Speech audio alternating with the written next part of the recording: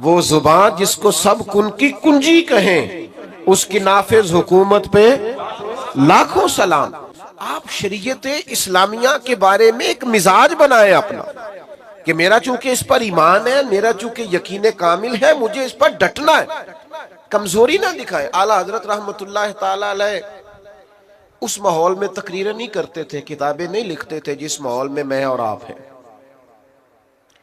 ये वाला माहौल और ये वाला मिजाज, चारों जानिब नारे लगते हैं, चारों जानिब लोग तारीफें करते हैं, चारों जानिब से लोग पजीराई करते हैं, फूल फेंकते हैं, ये वाला मिजाज नहीं था।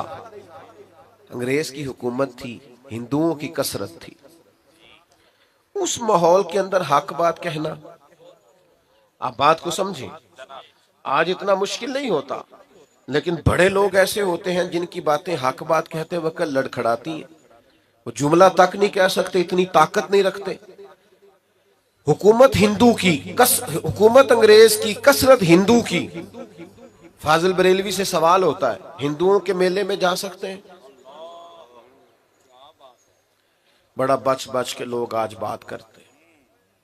शरीयत का दिफा करना होता है तो लोग सहमे सहमे से, डरे डरे से, उनका मिजाज नहीं होता। वो कहते हैं जनाब वो लिबरल क्या कहेंगे, वो फलाना क्या कहेगा, वो फला आदमी क्या बोलेगा। आला हज़रत से कहा हिंदुओं के मेले में जा सकते हैं? तो फरमाया वहां तो वो माज अल्लाह अपनी कुफरी या रसूमात भी करते हैं। हुजूर जा सकते हैं? फरमाया हराम नहीं, हराम है, हराम है, अशद हराम है। इतनी खोल की बात, इतनी वाज़े बात। आपका तशख़्ख़ुस है एक अलग से, आप एक अलग से जिंदगी रखते हैं, मोमिन एक अलग से अपना तारुफ रखता है, मुसलमान की अपनी एक शान होती है, वो अपनी शान में इनफिरादियत रखता है। ये क्या बात हुई कि आप हर मामले के अंदर, हर जगह आपका जो रवैया है वो इंतहाई मदाहनत पर मबनी हो?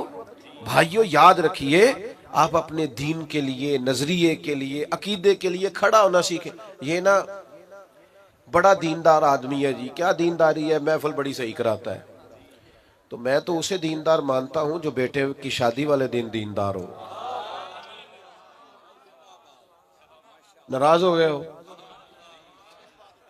जो बच्चे की मेहंदी वाले दिन मुसलमान हो, वो दीनदार है। हाँ, महफिल वाले दिन तो उधारी टोपी लेके भी लोग आ जाते हैं किसी से, कहते जरा उधार देना, मैंने महफिल पे जाना है।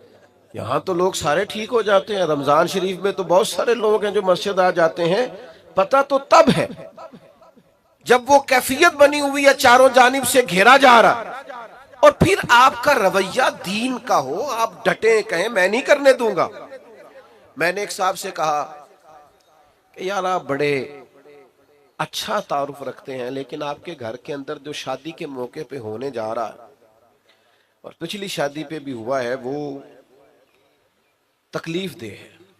आपने कोई ऐसा काम नहीं छोड़ा जो शरीयत इस्लामिया के मुखालिफ ना हो और आपने किया ना हो, माज़अल्लाह। तो मुझे कहने लगे ओ मैं तो पता है, मैं तो बड़ा जोर लाना, बच्चे नहीं मानते। मैंने उनसे कहा यह जुमला मजीद तकलीफ देने वाला है। बच्चों को तो कोई मर्जी करने ही नहीं देता, कौन मर्जी करने देता? तो लोग कहते हैं मेरी नहीं मानी तो निकल जा घर से।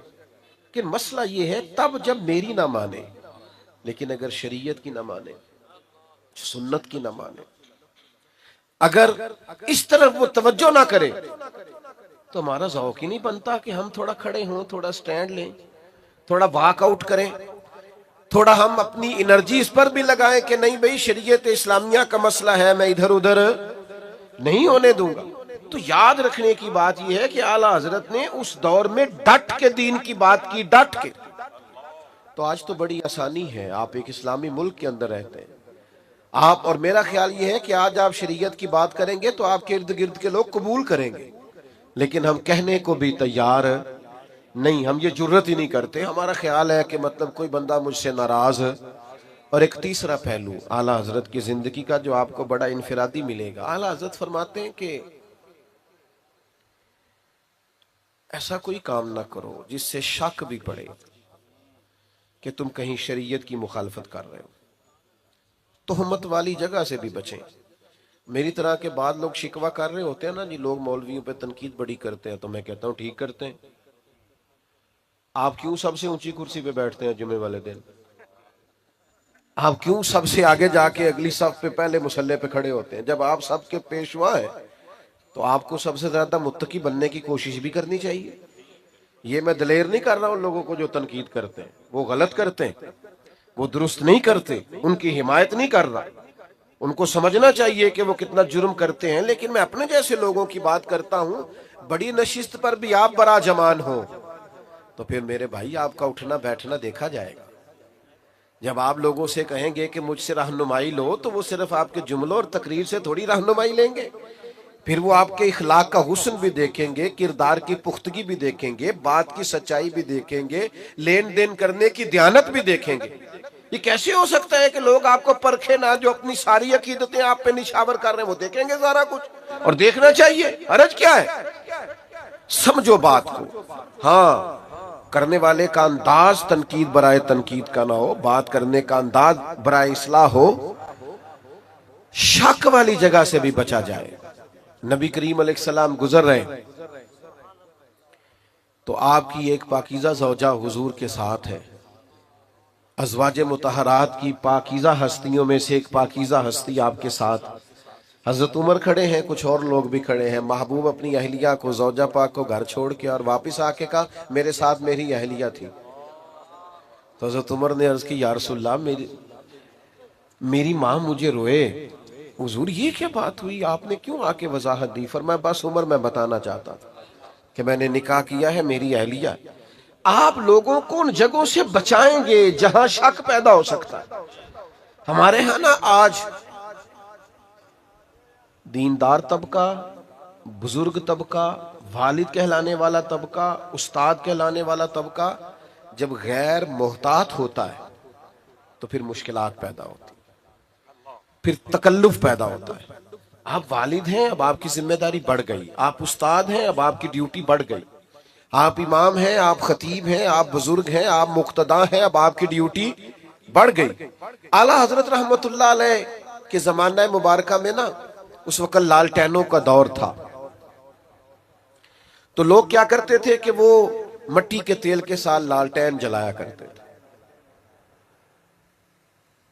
तो मस्जिद में मट्टी का तेल चूंकि बदबू आती है, जायज नहीं, तो एक साहब बड़ी दूर से अरंडी का तेल लाए, उससे खुशबू आती है। वो मस्जिद में जलाना दुरुस्त है, वो जायज है। ये ज्यादा गौर करें जो बुजुर्ग कहलाते हैं, जो कहते हैं मैं बड़ा हूं। वो तेल जब लाया गया और वो लालटेन में डाला गया और जब उसे जलाया गया तो सरकार आला हजरत रहमतुल्लाह ताला अलैह के वो खादिम कहने लगे हुजूर इससे खुशबू आती है, ये वो वाला नहीं। फरमाया चलो ठीक हो गया।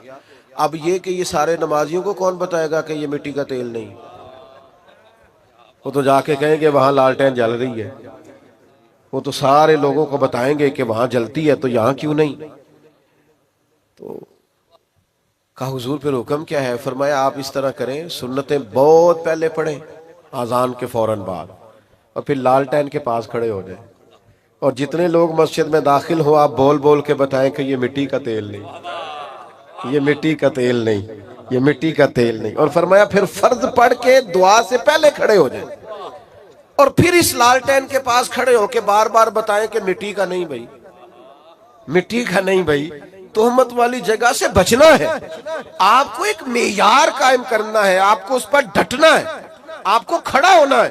लेकिन अगर आपका ये मिजाज नहीं, आपकी ये तबीयत नहीं, आप ये भी चाहते हैं कि लोग मेरी इज्जत करें और फिर आप वजादार भी नहीं, बावकार भी नहीं, तो फिर भाई आप किस रास्ते के मुसाफिर हैं? आप किधर? मैंने ज्यादा बातें करने का इरादा कर रखा था, पर चूंकि वक्त तेजी से सिमटता जा रहा है, आखिरी बात की तरफ आता हूं। बड़ी जल्दी वो दूसरा पहलू जो मैंने कहा ना, हमारे यहाँ तनकीद बड़ी जल्दी तनकीद भी ना करें। भाई आप उठने लगे, मेहरबानी करें, नज्म तो ना खराब करें। भाई इधर देखे मेरी तरफ जी, बड़ी जल्दी तनकीद भी ना करें, इतनी जल्दी ना डाला करें। वो किसी ने कहा था कुछ तो मजबूरियां रही होंगी, यूं ही कोई बेवफा नहीं होता। थोड़ा सा ना, थोड़ा मौका दिया करें, चीजों को समझा करें। वो हमारे यहाँ ना सारे टेस्टर लोग इकट्ठे ही ले आते हैं, और हर जाविये से किसी को परखना शुरू कर देते हैं। हर जाविये, ये मैं मना करता हूं ना दोस्तों को, हर चीज की वीडियो ना बनाओ। अब होता क्या है, मैं गुजर रहा हूं और अब मैं 2-3 मसरूफियात से फारिग होके आया हूं और यहां से भी फारिग होके मेरी मसरूफियात। अब बहुत सारे दोस्त ये तो पूछते नहीं कि आप चले कि नहीं, वो तो इतना ही पूछते हैं पहुंचे कितने हो। और फिर वो कई दफा 15-20 फोन कर देते हैं 20-25 मिनट में। तो एक से तो मैंने कहा था जे तेरे फोन ना असी टाइम पे पहुंचना है ना, फिर 5-5 मिनट बाद कर, और अगर टाइम लगना है कुछ थोड़ा सा तो फिर आपको एक फोन किया, अब थोड़ा फासले को आप मापे और उसके मुताबिक दोबारा राब्ता कर लो। लेकिन वो चूंकि फोन हाथ में है और खैर से सस्ता भी काफी है, तो बहुत सारे अहबाब जो हैं वो फिर तो अब वो गुजर रहे हैं, तो किसी से हाथ मिला सके हैं, किसी से नहीं, सब की वीडियो बन गई। फिर वो पास भी किसी ने नहीं रखनी, वो डालनी भी लाजमी है। फिर वो ऊपर गोल दायरा लगा के कहेंगे मौलवी का तकब्बुर देखो, सलाम नहीं ली। भाई अब वो माहौल ही नहीं था, रोक ही नहीं सकते थे। और कई जगह तो ऐसा होता है कि लोग कहते हैं जल्दी मुंतशिर करें, पीछे रश है, खाली करें गेट को। तो कई दफा ऐसे मामलात आते हैं कि जरा जरा सी बात पर तनकीद होने लगती, उससे तकलीफ भी यकीनन होती। पूरी बात ही नहीं सुनी, थोड़ी सी पीछे से काट ली, थोड़ी आगे 2 जुमले ले लिए, तनकीद शुरू कर दी। आला हजरत ने लिखा है कुर्रा से माजरत के साथ, लिखा है कि 2-4 अच्छे कुर्रा ने एक आलिम के पीछे नमाज पढ़ी, तो उन कुर्रा के ना आलिम साहब के कुछ मुस्तहब कवायद दुरुस्त नहीं थे। तो वो लोग देर नहीं ना करते, फौरन कहने लगे एडे बड़े आलिम ने तो कुरान भी नहीं ठीक पढ़ना होता। उसी वक्त मैंने पहले कहा कुर्रा से माजरत के साथ। और वैसे चूंकि थोड़ा शायरी से दिलचस्पी रखता हूं तो लफ्ज तासीर से बनते हैं, तलफ्फुज से नहीं। अहले दिल आज भी हैं अहले जुबान से आगे। मुस्तहब कवायद ठीक नहीं थे, पर वो तनकीद कर दी, मिनट नहीं लगाया। देखो जी ये तो इतने बड़े हैं और कुरान मजीद नहीं पढ़ना आता। तो नमाज मुकम्मल करके नहाने चले गए, तो कुर्ते वगैरह उतार के उन्होंने रखा अपना कमीज, तो वो शेर उठा के ले गया। अब वो बड़ी अजीब हालत हो गई, कितनी कुछ देर पानी में बंदा रह सकता है, ठिठरने लगे। तो आला हज़रत फरमाते हैं कि वो बुजुर्ग जो थे, वो शेर का उनसे प्यार का ताल्लुक था, मोहब्बत का ताल्लुक था। चलें आप करामत ना भी कहें तो कुछ जानवरों से प्यार नहीं हो जाता। आज भी लोगों ने रखे नहीं हुए जानवर, वो प्यार की कहते ने इनूंस हो गया, गजाया है, तो वो प्यार था। तो वो शेर ऊपर बैठा कपड़े लेके, तो हजरत ने शेर को इशारा किया इधर आना, दोनों हिलाता आ गया, कदम चूमे। तो फरमाने लगे हमारे मेहमानों को तंग करता है। और फिर वो कपड़े उनको थमाए, कुर्ते उनको दिए, और वो जो हदीस पाक में फरमाया ना, मोमन की फिरासत कल्बी से डरो, फइन्नहु यंजुरु बिनूरिल, वो अल्लाह के नूर से देखता है। तो पता क्या जुमला कहा उस बुजुर्ग ने। आला हज़रत फरमाते उन बुजुर्गों ने बड़े खूबसूरत मीठे और सोने लफ्जों में कहा, मौलाना आपने लफ्ज सीधे किए, हमने दिल सीधा किया हुआ। तो सारा वक्त सिर्फ जुमले ठीक कर, जल्दी ना करें तनकीद करने में, थोड़ा सा ना वक्त तो दें। हम ना बहुत जल्दी करते, पूरी बात का भी नहीं पता होता, पूरी तफसील भी हमारे सामने नहीं होती, लेकिन तनकीद करने की जो की आदत होती है, मिजाज होता है। कुछ लोग ऐसे होते हैं जिनके पास, आपने नाराज नहीं होना, उनके पास अच्छी खबर होती कोई नहीं बेचारों के। वो जब भी बात करेंगे कोई मायूसी वाली बात करेंगे, कोई खौफनाक। मैं मुल्क से बाहर था तो एक साहब मुझे कहने लगे बड़े पाकिस्तान के हालात खराब हैं, लोग लड़ते हैं, फलां है, सियासतदान भी बुरे, फलाना भी बुरा, फलाना भी बुरा, ये हो गया।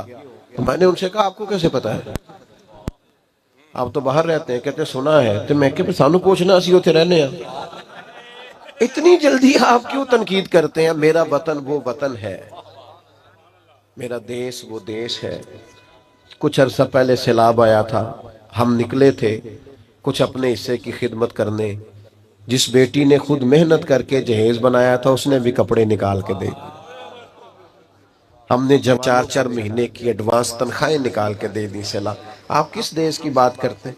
या आपको सियासतदानों का देश लगता है, या आपको हुक्मरानों का और ताजरों का देश लगता है? कल उर्स गुजरा है, ये देश दाता अली अजमेरी का है, ये बाबा फरीदुद्दीन मसूद गंज शकर का है, ये हजरत बहाउद्दीन जकरिया मुल्तानी का है। ये देश हजरत पीर मेहर अली शाह का है, ये देश हजरत पीर जमाते अली शाह का है। मैं तुम्हें सच बताता हूँ, ये हजरत मुहद्दिस आज़म पाकिस्तान का, ये हुजूर गजाली ज़मा का है, ये औलिया का सूफिया का देश है। इस देश की बुनियादों में मेरे बुजुर्गों ने अपनी मोहब्बतों को शामिल किया है। इसकी मट्टी कभी खुश्क नहीं हो सकती, इसकी बुनियादें कभी बंजर नहीं हो सकती। मीरे अरब को आई ठंडी हवा जहां से, मेरा वही वतन है, मेरा वही वतन है। मेरे अजीज, अपने बुजुर्गों के उसूल को समझें, दीन पर डटना सीखें, यकीन कामिल की दौलत हासिल करें, तोहमत वाली जगह से बचें। और आखिरी गुजारिश ये की है, तनकीद करने में जल्दी न करें। ये सारा मेरे आला हजरत का पैगाम है।